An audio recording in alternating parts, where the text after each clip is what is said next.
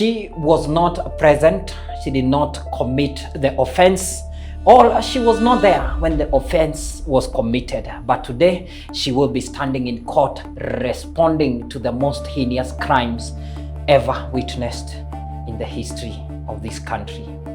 Who am I talking to? What happened?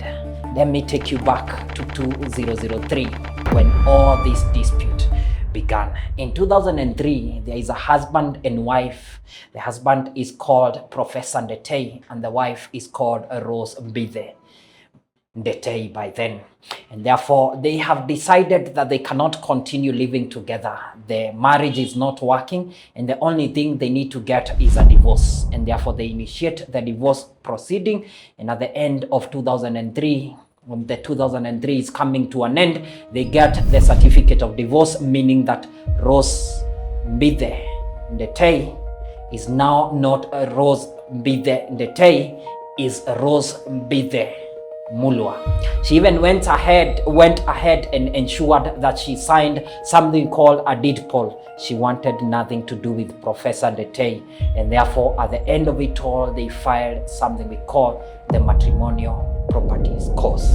Divorcing is easy, but when it comes to matrimonial properties course, this is where the crux of the matter comes in. Remember, you can agree to divorce and you can behave in court like you have not agreed. But when it comes to the division of matrimonial property, this is not the war. This is a battle that must be won by one of the parties. And therefore, they filed the matrimonial properties course. And when it comes to 2004, the advocate called Kyalo Mbobu went to court and decided to tell the court that he cannot be available for a whole year because his diary was full and he was very busy. And he prayed and begged the court to give him a date in the year 2005. Rose Ndete was not happy because she saw the delay tactic by the advocate who was acting for the husband, and she decided to do a letter to 3 institutions. 1, to the Law Society of Kenya, number 2 to FIDA, and went ahead even to write to the Chief Justice, complaining that the advocate called Kyalo Mbobu is delaying the matter, and this is an injustice. The Law Society of Kenya looked at the issue and decided to dismiss the matter on April 1st, the Fool's Day. They dismissed the matter, telling her to allow the court to handle the matter because the matter is already before a competent court. And therefore, the dispute at that point went over and above. And this matter escalated because when they went for the mention, the second mention after Kyalo Mbobu had said that he was not available for a whole year, Rose Mbithe started shouting at the corridor of justice, stating that this is the most incompetent advocate and the most corrupt advocate in Nairobi. Kyalo could not take this. The magistrate or the judge was handling the matter, heard them screaming outside, and he had to call them back, and he warned the lady called Rose Mbithe. And this time when she's being warned, Kyalo Mbobu will not forgive her. He filed a matter called the defamation because of being called the most incompetent and the most corrupt advocate in Kenya. And after this defamation was heard, they went ahead and he got paid 1.5 million Kenya shillings. Rose could not be able to pay this money. She went ahead and Kyalo went ahead and got the house, one of the house where Rose was living, and this was attached, or it was sold through an auction. And guess who bought this property? Yes, you guessed right. The person who bought the property is the former husband to Rose Mbithe. And when he bought the property, he bought it from Kyalo. Remember, Kyalo has a decree. He wants to recover 1.5 million that has come from a decree of a defamation case where Rose had defamed him. And therefore, when he got this decree, he gave it to the auctioneer, and the auctioneers decided to sell the property to the ex-husband, Professor Ndete. During the period they were fighting in court for 18 years, a very aggressive and a sad thing happens to the advocate Kyalo Mbobu as he's going back home one evening from the office. He's met by people who are riding a motorbike and he's shot and he's demised. He becomes demised at that moment. And at this point, there is no one who is able to connect what is happening, what has made the advocate to be shot, and therefore there is no information regarding the cases he was handling. Actually, in the media start alleging that this advocate was so irresponsible to a point where he had taken a lot of loans, and the people who were owed by him are the people who were coming to revenge because he was not able to pay that loan.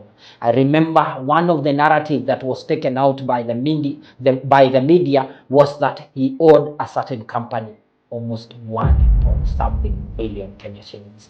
Therefore, this was not the truth. As they continued with the investigation, the family, it is alleged that the family of Rose Mbithe was not resting. They were still fighting to get the property, the 1.5 billion property, and they got the orders and they had to serve the orders. And guess to who they will serve the order? They will serve the order to the second wife of Professor Ndete, one and only Dr. Victoria Mutiso. And when they served the order, hell broke loose by then because Rose Mbithe wants to get in and Daktari will not get out of that property. Therefore, they started fighting to a point where Daktari will go and record a statement in Mlolongo police station. That will not be recorded. He will go to Kiambu, record another statement because she was saying that there were people who were following her and they were threatening to kill her if she does not vacate that property. And at a point, Daktari loses 3 motor vehicle, Range Rover and 2 Prado TX. And once these things are reported to police station, there is nothing that is done by the police. They do not start tracking the motor vehicle and they do not even follow up with that report of the lost motor vehicle. It will only happen one morning on 26th of July 2026. She's leaving her home because she doesn't have the motor vehicle to use and she wants to report to work. And the same fate that met the advocate Kyalo Mbobu met one Daktari Victoria Mutiso. Motorbike, guns, and she shot at a crossroad, and that is the end of her. And now the investigators started quickly connecting the two cases because they are very similar. The same motorbike was used, same style of execution was used, and the people who were used, the same missile were used to ensure that the execution has happened. And therefore, they are able now to connect the two cases. And this opened something we call a Pandora box for the family of one Rose Mbithe Mulwa, and the daughter called Angela Mulwa, and the son called Chris Mulwa. Remember, Angela is an advocate and Chris is also an advocate. And the two of them are arrested regarding this issues. And when the searches began and the police began doing the searches, guess what? They will find a motor vehicle, a Range Rover, in Angela's home. This is the Range Rover that had been stolen from the home of one Daktari Victoria Mutiso. That is the first piece of evidence. I remember the media airing this live on television, stating that this motor vehicle has been found in the home of one Angela Mulwa. Therefore, she was arrested, taken to court.